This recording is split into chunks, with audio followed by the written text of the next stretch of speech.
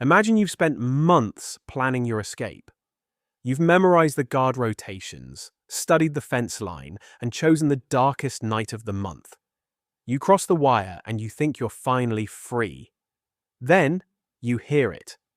Neither a human shout or gunshot, but a dog barking and sprinting at you.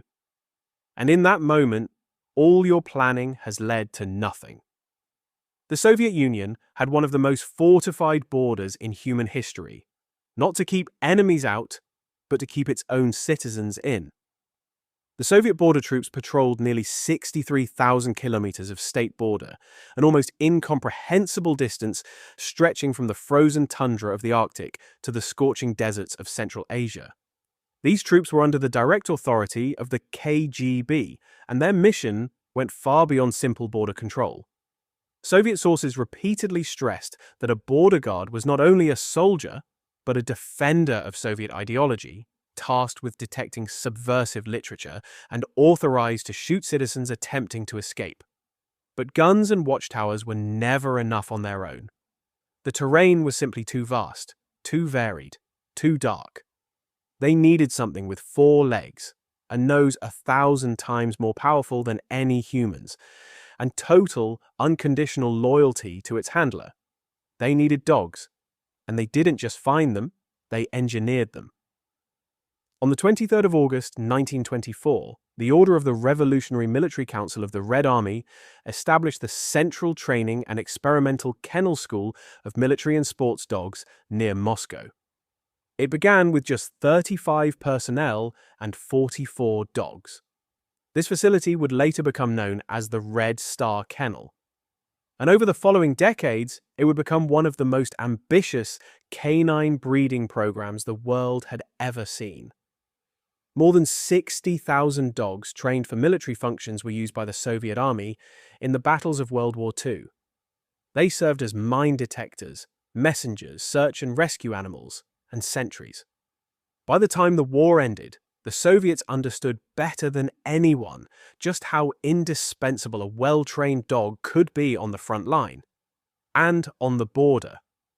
But there was a problem. The war had devastated the dog population. After World War II, there were very few working dogs left in the Soviet Union, as many had been killed during the war. The Red Star Kennel had to rebuild, and the Soviet state decided that rebuilding wasn't enough.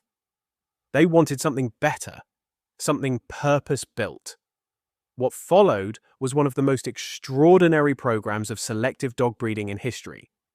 Soviet scientists and military breeders didn't just raise dogs, they designed them, combining bloodlines with the deliberate precision of an arms program. The Soviet authorities began breeding new dogs by crossing old Russian breeds like the Caucasian Ovcharka and Central Asian Ovcharka with the best European working breeds. Their first major success was the East European Shepherd, a larger, stronger, frost-resistant version of the German Shepherd, blended with Caucasian and Central Asian stock. The East European Shepherd breed type was established and fixed between the 1930s and 1950s. These dogs became a fixture of the KGB. Litters bred to KGB kennels that included any coat color other than black were destroyed, and mating between the parent dogs was never repeated. This was a state secret written in fur and genetics. But they didn't stop there. From the late 1940s well into the 1950s, the Red Star Kennel methodically crossbred between some 17 breeds, including Caucasian Ovcharkas and even poodles. The goal was to produce an animal of extraordinary intelligence, endurance, and cold weather resilience.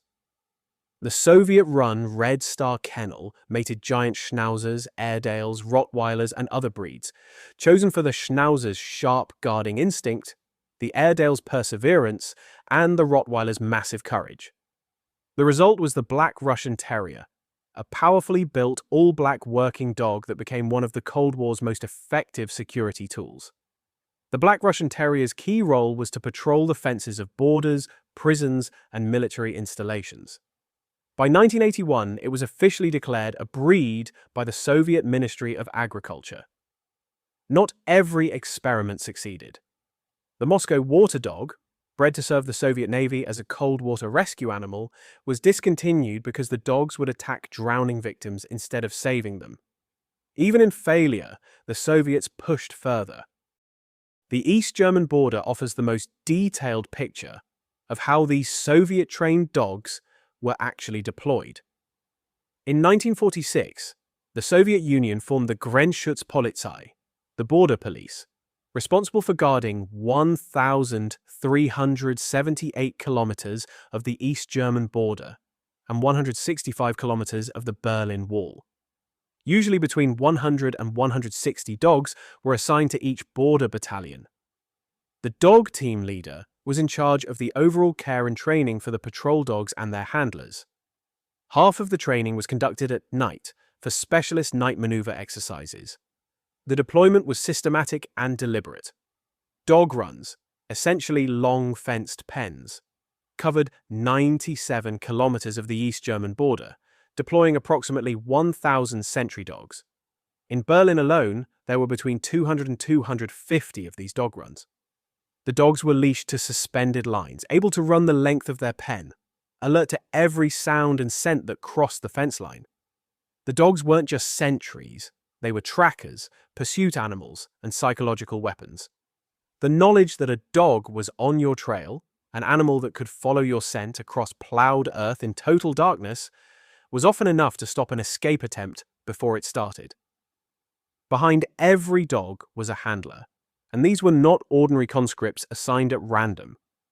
Both conscripts and officer candidates for the border troops were carefully selected and screened by the KGB, which made service in these units considered privileged. A special Dog Service Instructor badge was awarded to military personnel who underwent special training and successfully completed the tasks of training and working with service dogs. These dogs were used to guard the state border, search for violators, and perform various special operations. The bond between a handler and his dog in a remote border posting was intense. Months of isolated postings in extreme conditions created relationships that went well beyond professional duty. Former border guards have written of their animals with unmistakable affection, a quiet irony in one of the Cold War's most impersonal security systems. Even as teenagers, you could join a state-run dog club where you learned to train and care for a puppy. When you turned 18 and were called up for military service, you didn't go alone. Your dog went with you, deployed to the border as a team. And when your service ended 2 years later, the bond didn't. You went home together with the bonds creating hilarious pictures like this one here. The Soviet border closed in 1991 along with the entire state. The watchtowers came down, the plowed death strips were left to grow over, and the border battalions were disbanded. But the dogs survived, thankfully. East European Shepherds continue to serve in police K9 units, personal protection roles, and search and rescue missions, particularly in cold weather tracking scenarios. The Black Russian Terrier, once a classified military asset, is now recognized by kennel clubs around the world and kept as a family companion.